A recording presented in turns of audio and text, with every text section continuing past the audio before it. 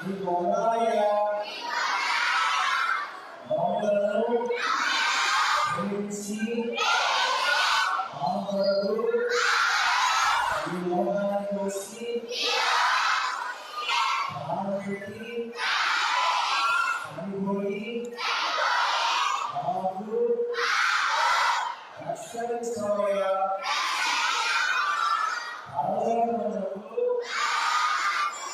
వారసులుగా చేస్తావయ్యా. నీకు వందనాలయ్యా. నువ్వు ఆ దేవతలు అందరూ పిల్లలయ్యా. నీ వాక్యాన్ని అందించిన మా టీచర్స్ ని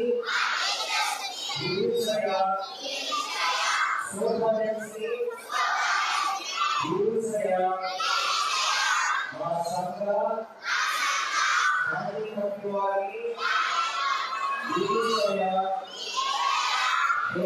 సంఘ అందరూ దీవిస్తాయా.